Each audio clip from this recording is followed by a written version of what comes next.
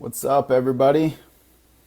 We'll just give it 10, 15 seconds here for Facebook to do its thing and notify those who plan on attending, and then we'll get started. Hopefully, everyone's having a awesome week so far. And we'll get started. Like I just posted like 15 minutes ago here, I do have a call in half hour, but I doubt I talk that long unless I get long-winded. So I'll probably cover what I have planned here in 5 to 10 minutes roughly. And then, yeah, if you guys are on the live and you have specific questions or something that you want to ask and utilize this time here, just make sure you drop it in the comments. And I have the comments pulled up, so I'll be able to see them. If you have any questions, we might have some time at the end for Q&A. And if there's no questions, I'll just hop off once I'm done. But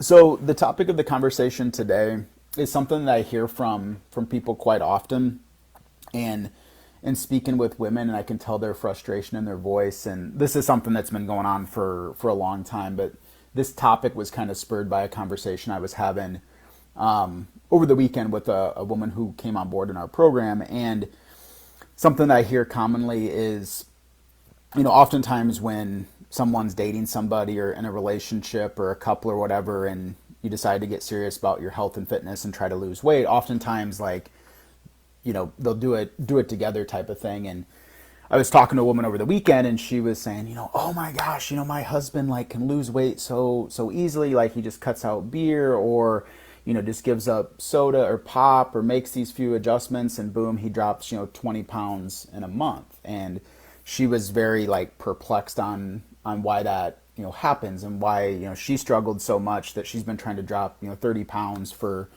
years now, and her husband can do it just like that. And that's what brought up this topic that I want to share with you today, to give you a little bit of insight of why that's the case, and for you ladies, what you can do about it here. So I have a few key points that I want to hit on. But you've maybe experienced this in your own life, whether it is a boyfriend, husband, or brother or dad, or whatever the case may be, right? Or just guys that that they'll tell you that they're trying to lose weight, and will do one or two things, and then you see them a month or 2 months later and they've lost a significant amount of weight, right? And the biggest reason, number one, that I want to hammer home here is the reason that men tend to lose weight much easier than women is because men tend to hold and carry more lean muscle mass. That's it. It's not, oftentimes people think it's hormones or cortisol or menopause and all these other variety of issues that we as men fortunately don't, God bless you women, that we won't deal with, right?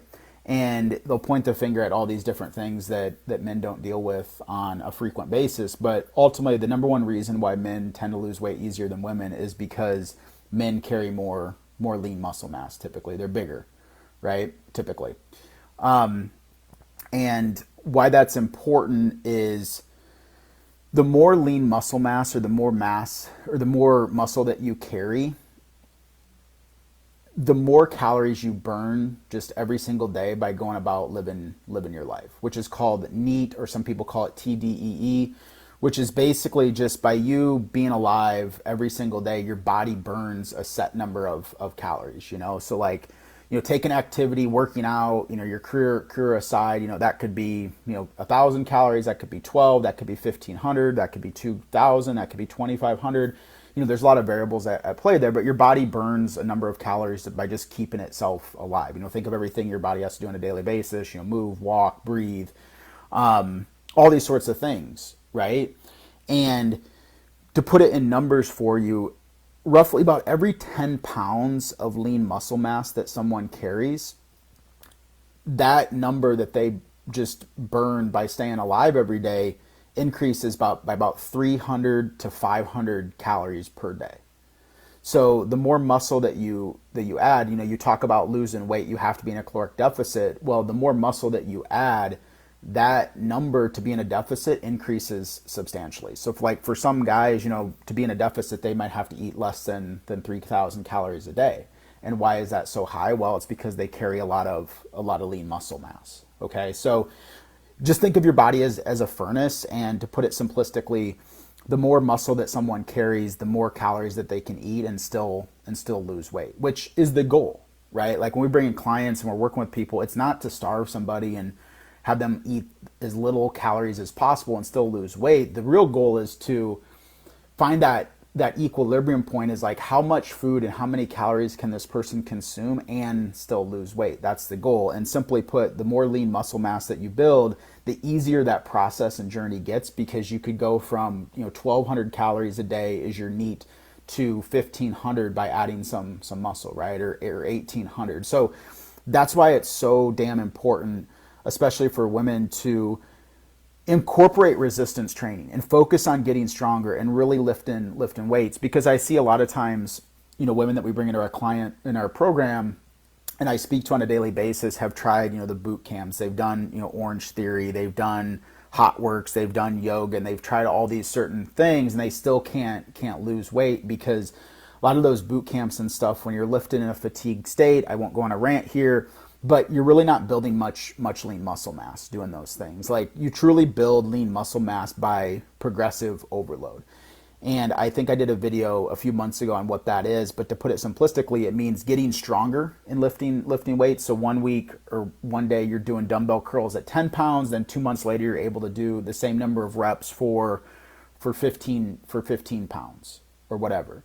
Or it also means increase in the volume as well. So maybe 1 week you do 3 sets for arms, and then 2 weeks later, 4 weeks later, you're doing 4 or 5 sets. You're increasing the intensity or volume. So you either focus on getting stronger or increasing the intensity and volume at which you're training.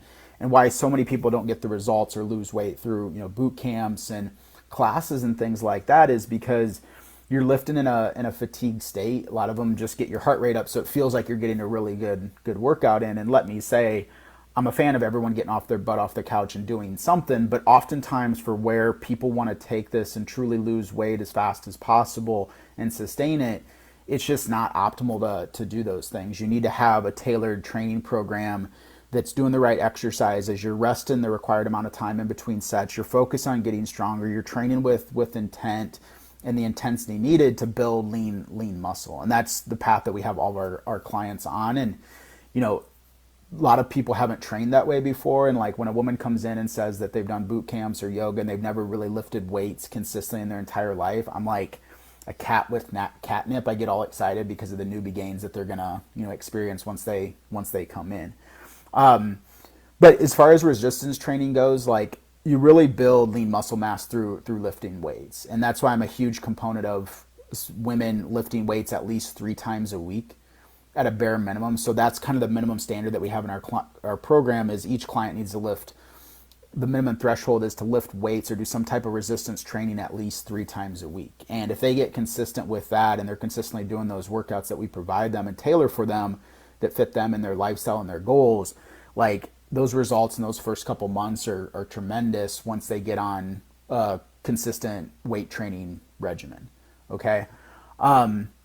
So there's that. The other big thing that I see is, as well, men compared to women, is protein intake.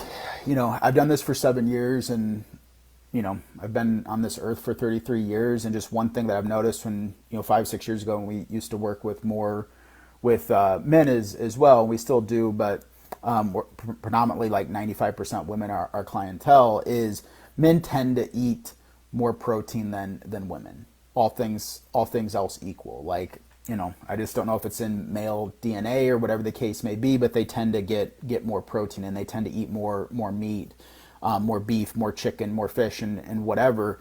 And oftentimes that's one of the challenges that we bring in with women, is they're under consuming protein. And it's something that they aren't maybe aware of in the past, but the reality is like, you could be in a deficit, you could be training in the right way, but if your protein isn't where it needs to be to fuel your body enough to build lean muscle and for your muscles to repair, recover, and grow, you're just gonna be spinning your wheels. We've had countless situations where a client comes in and they're working out really hard.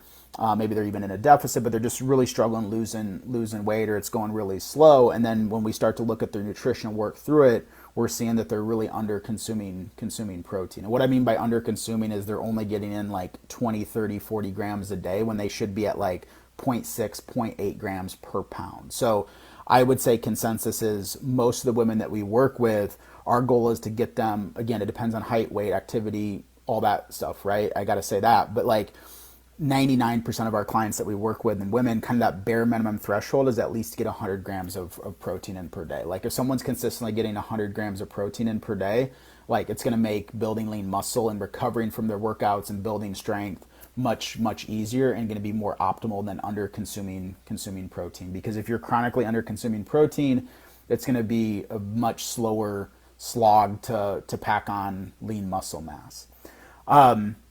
So I'll maybe make a tip or maybe a video in the future as far as how to increase, protein intake. I wanted to keep this pretty buttoned up and simplistic. If you have questions, obviously you can drop them in the comments below. But the final thing I will say too, and the last thing I will say here is really the way that you make physical changes is adding lean muscle mass to your body. Because I've talked to so many women who've like, yeah, Bo, I've lost 20 pounds or I've lost 30 pounds or whatever the case may be, right? And they still aren't really happy with how they look. They're like, I really need to tone up. And when I bring them in and I see photos and stuff, it's like they really don't have too much weight to lose. If anything, the most important thing is for them to add, like if you bring somebody in and maybe, they're 5'5", 135 pounds, like their weight is in a pretty healthy range, their BMI is good, but they're still not happy with how they look, they might not really have any weight to lose, or maybe very little. But like you take a client or take a person at that stature, 5'5", 135, and they drop, say, 5 pounds of pure body fat, while at the same time build like 5-7 pounds of lean muscle mass over 4, 6, 8, 12 months, their body's going to look much different when adding some muscle while at the same time losing body fat. And that's a lot of the before and afters that you've seen, where we've had a lot of clients who really have no weight to lose. It's just more of a recomp and losing a little bit of body fat while at the same time building lean muscle mass simultaneously along with it. Because I've seen so many women and clients that we bring in that are like, I lost 30 pounds, but like I'm still not happy with where I look. It's this like thing that's been popular the last few years or so is this label of skinny fat. That's what they tell me. They're like, I feel skinny fat. I'm still like not hard. My body feels soft. It's flabby. Like I got the bat wings. I got the rolls. Still, even though I've lost 20, 30 pounds. And the reason being is because they've in a deficit. They haven't fueled their body in the right way. They haven't lifted weights. They haven't consumed the right protein. They haven't been on a tailored training regimen, and they've just lost body fat. But at the same time, they've lost lean muscle mass. So it's like trading. It's all things equal. Yeah, it's great they lost maybe 20, 30 pounds, but they pretty much still look the same because they've lost muscle at the same time as they've lost the body fat, right? So when you're trying to lose weight, a lot of people think, oh, I'm going to lose the weight and then I'm going to build lean muscle mass. And you can do both at the same time, especially, like I said, if we bring in a woman who hasn't had much experience lifting weights, or at least hasn't lifted weights consistently in the past, and they have 30 pounds to lose, like they're going to benefit from those newbie gains and doing something to their body and muscles that they've never done before, and like exponential growth very early on, as long as they're consistent. And I know the final thing that so many people worry about is like, oh, I don't want to get too bulky, I don't want to look like a female bodybuilder or whatever. And it's like, my advice in life, and especially to that, is like, don't worry about a problem until it is a problem. I mean, I've been doing this. I'm 33. I started training people when I was 20, 21, but like what we're doing now for 7 years. And, as I said, we've brought 1,300 individuals through our one-to-one coaching program. And like I can't even think off the top of my head where there's been a few situations, but it's been a long time. Out of 1,200, let me tell you, it's been like 2 or 3, maybe over 7 years, that have like came in and they thought they were getting too muscular and they didn't like their look. And that's a really easy fix. It's like all you do is back off the weight, raise the reps a little bit. It's a really easy problem to fix. And like, worry about that problem when it becomes a problem. But I'll tell you out of experience, hands-on, 99.99% of people and women don't need to worry about getting too bulky. And if it is, it's a very easy problem to correct. You just dial things back a little bit and tweak the nutrition. So don't worry about that until it becomes a problem. And most of you guys aren't training as hard or consistently or eating enough food to really get, bulky or what you see like at Miss Olympia on stage. It's just, silly to worry about something like that. So, well, hopefully that was beneficial. Give you a little bit of insight there. I went a little longer than I thought I would, but yeah. To summarize, the biggest thing to point home is for women who are struggling losing weight. I cannot stress enough the importance of getting on a resistance training program to building muscle and focus on getting stronger and increasing intensity and training with purpose and making sure you're getting enough protein in so your muscles can repair, recover, and grow. And it's going to make this journey much, much, much easier for you. And it's not only about body composition. As you get older, you want to keep your strength and be able to do things and lift things and just everyday life around the house and what you have to do on a daily basis, right? Carry laundry basket, all these sorts of things. Lift your grandkids, lift your kids, do the more strength that you have, you just feel more resilient. So don't shy away from it. Cardio's fine, but just, you need to be doing at least 3 times a week of lifting weights and some form of resistance training. It's so important. It's going to make losing weight so much easier for you the more lean muscle mass that you carry. And that, to summarize, is why guys tend to lose weight much, much easier, because they carry more muscle, which means there's more variance, there's more margin of error with their nutrition, right? Like a woman who's really petite that has 15 pounds lose that's carrying no muscle, she almost needs to be perfect consistently with her nutrition, versus a guy who's 6'4", 240 that carries a lot of muscle. He can just make a few changes and he can still be pretty sloppy with nutrition and still lose weight because he has so much muscle on his body. So hope that helps give you something to think about and maybe implement a thing or two that I said moving forward. And hopefully that was beneficial. Any questions, drop in the comments down below. And I'm sure sometime next week, based on the questions that I get, I'll choose the topic and let you know, and we'll see you next week. Have a great rest of your week. We'll see you guys. Peace.